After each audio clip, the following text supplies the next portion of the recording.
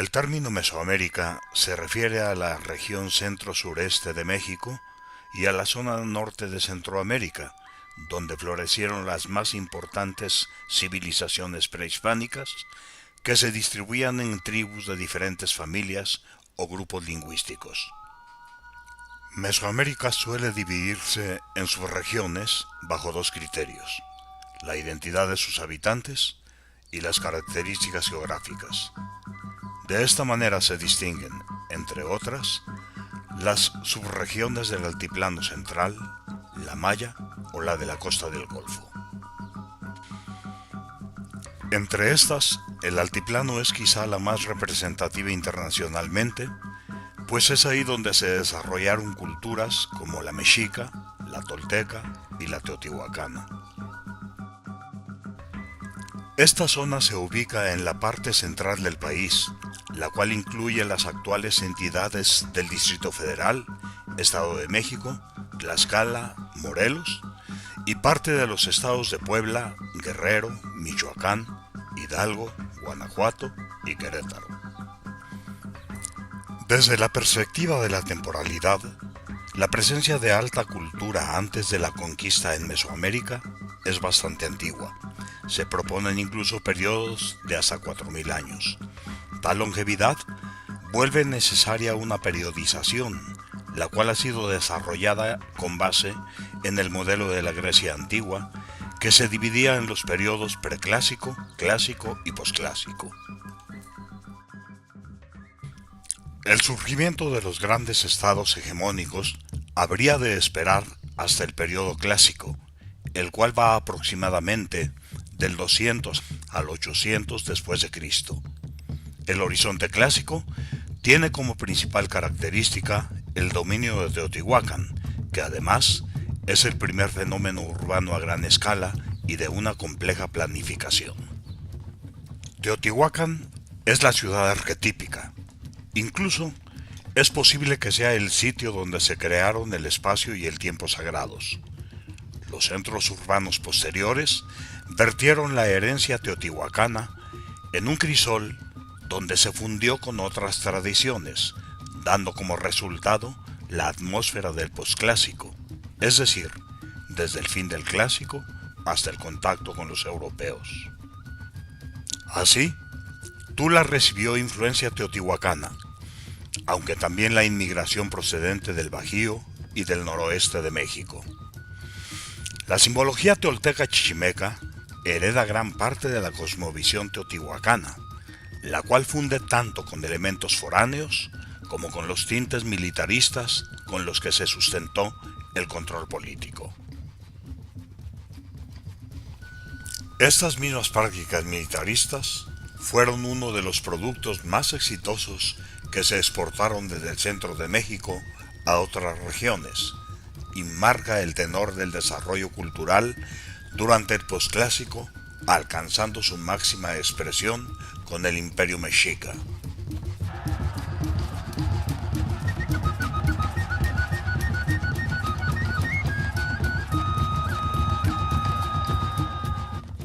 Se pueden observar una serie de relaciones o de tradiciones que se van modificando a partir de lo que es la producción en Teotihuacán mismo y que se hereda a grupos del periodo posclásico temprano, específicamente al caso de los toltecas, y que los toltecas a su vez se convierten en los grandes artífices de estas artes, ¿sí? Pero no solamente del manejo de las artes, sino de los contenidos expresados a través de ellas, y de esta información que será trasladada a los grandes sintetizadores mesoamericanos que son los mexicas. Los mexicas son los que logran captar de una manera muy sintética toda esta información histórica de sus antecesores en Mesoamérica, y ellos la adaptan a su forma de organización social. ¿Qué quiere decir? Que pues bueno, comenzamos con los teotihuacanos bajo esta línea de relaciones iconográficas y vamos a observar que los teotihuacanos tenían muy clara la expresión de serpiente emplumada, pero serán los toltecas quienes en este sentido de justificar una identidad y un origen de pueblo civilizado en Mesoamérica recurren a construir toda una gran cantidad de mitos, ¿sí?, alrededor de Serpiente Emplumada.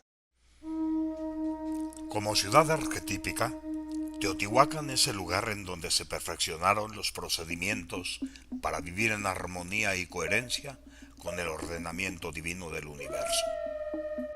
Es así que aspectos como la distribución de espacios urbanos o el mismo proceso constructivo de cada edificio fueron determinados por un trasfondo cosmológico imprescindible. Por ejemplo, para la orientación de los edificios y calzadas, se tomaban en cuenta los puntos cardinales, la posición de los astros y la misma inclinación de la Tierra con respecto de su eje de rotación. La cantidad de plataformas de las pirámides hace referencia a algún número importante, como los niveles del cielo o del inframundo. El color de los edificios evocaba a alguna deidad. Las materias primas recibían tratos especiales, pues eran consideradas regalos divinos. Todas estas consideraciones, además de revelarse en los vestigios arqueológicos actuales, quedaron plasmadas en diversos documentos como códices, crónicas, tratados, etc.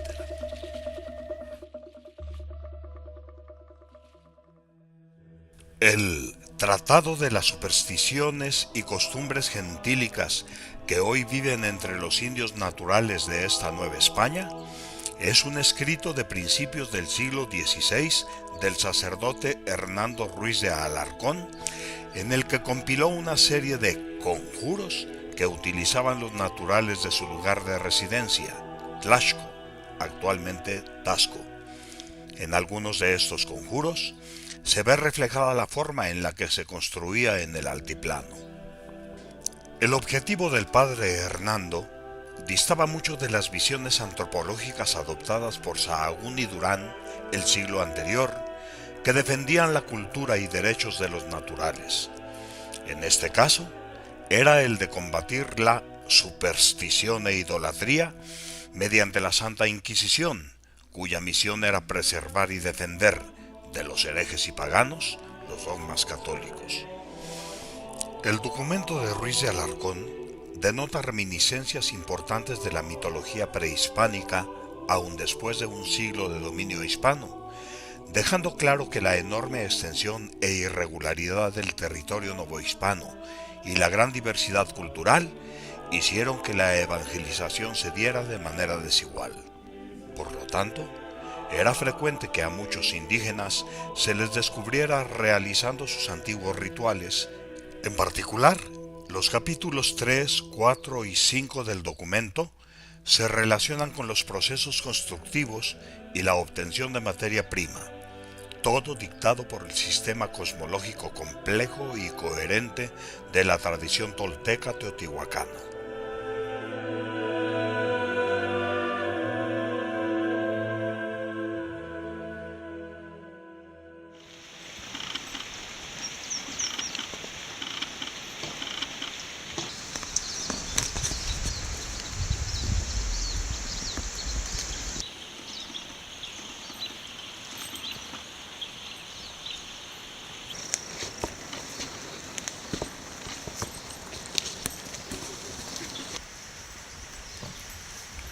Ven hacia acá, 9 veces golpeado, hijo y creación de las estrellas, conocedor del inframundo y del cielo. ¿Qué piensas? Yo soy chamán, y más. Vine aquí, soy sacerdote, soy nahual, soy quetzalcóatl. Traigo hacia acá un sacerdote bermejo chichimeca, un espejo rojizo. No me hieras, sacerdote del día uno agua. ¿Qué piensas aquí? Te arrojaré por el lado izquierdo a tus espinillas al sacerdote bermejo chichimeca.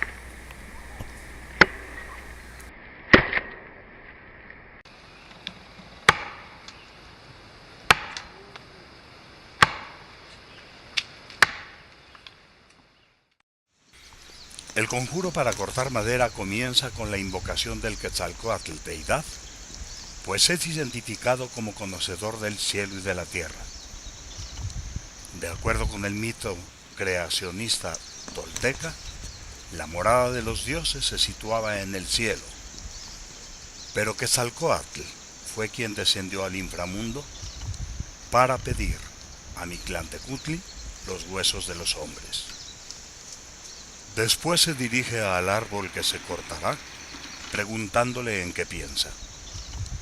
Es posible ver cómo se le otorga un lugar importante al árbol al tener en consideración sus pensamientos, así como al darle el rango de sacerdote.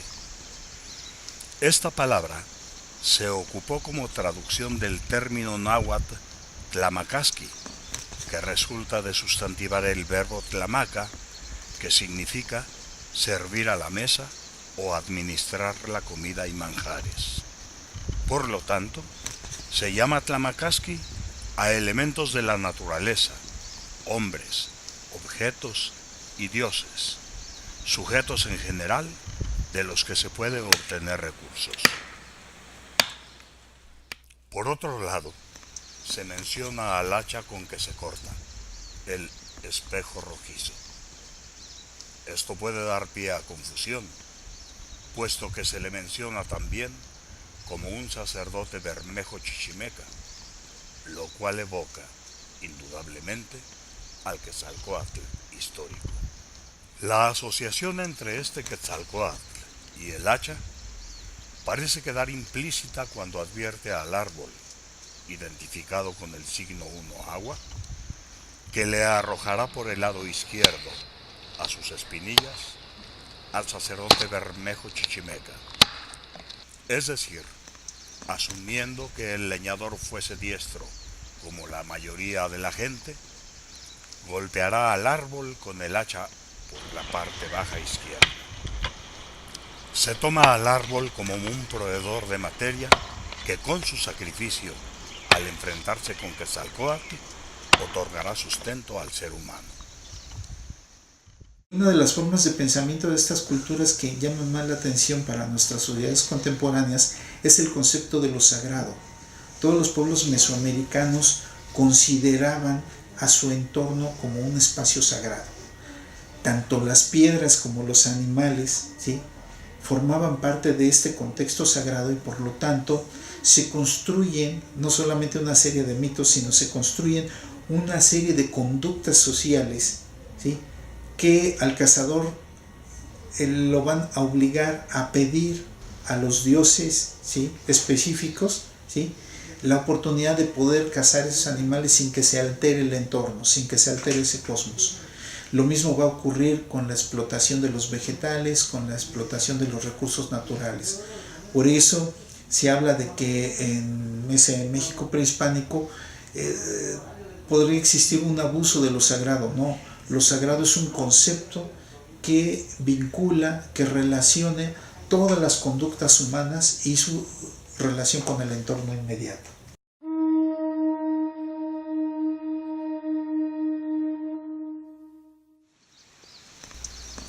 Ninguno me hiera, oscuro nivel de reumatismo, en sus manos y en sus pies échate, oscuro reumatismo, de quienes habitan los lugares divinos.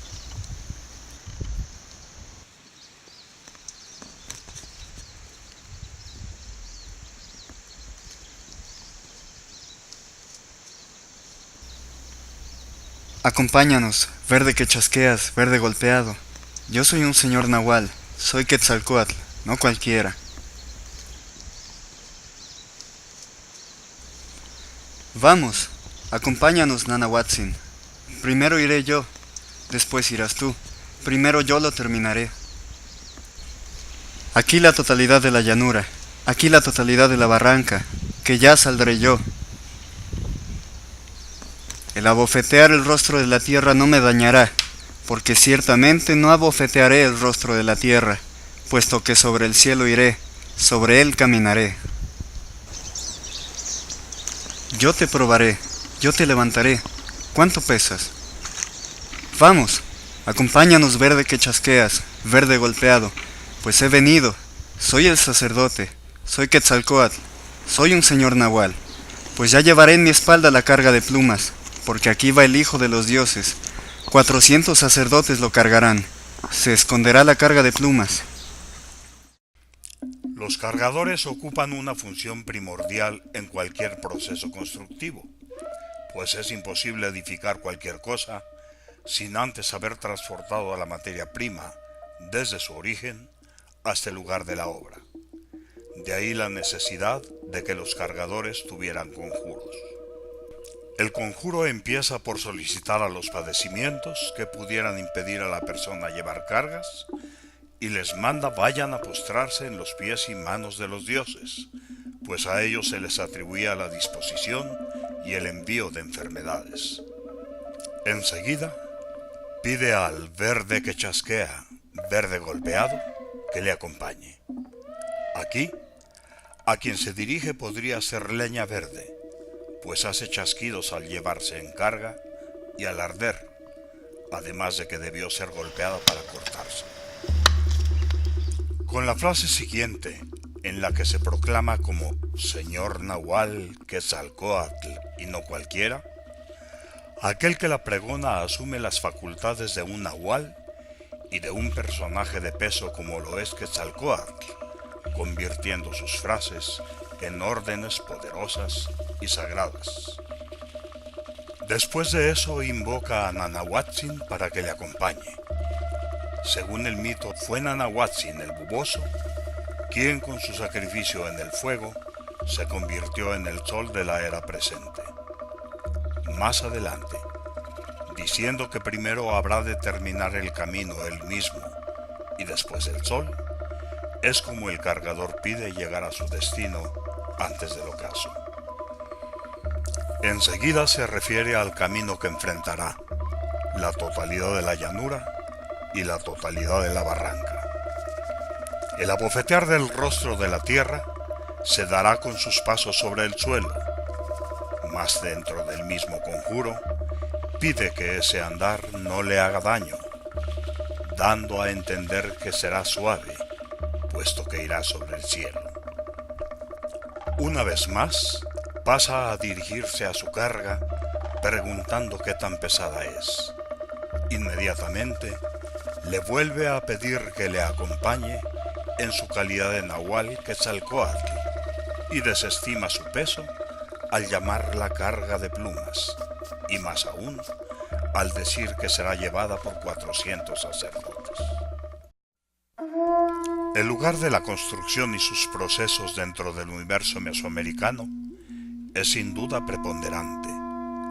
Basta con observar la magnificencia de las ruinas que legaron y su cuidadoso trazo.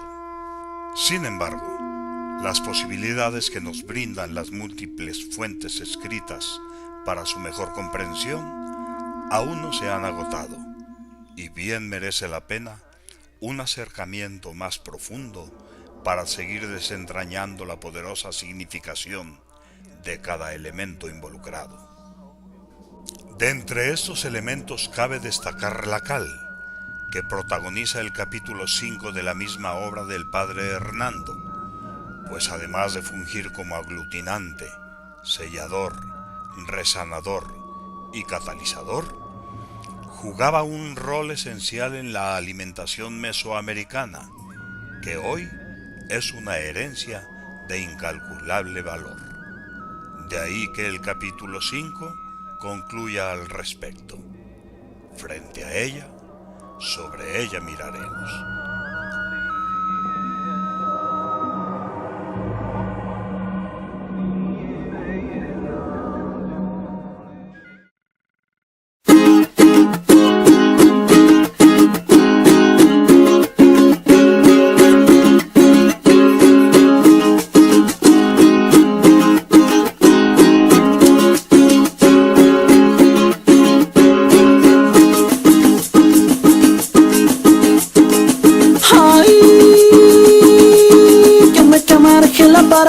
Cuando volteé lo tenía arriba, es una luz. Algún tiempo me dejó inmóvil, solo me quedó el zumbido de la luz.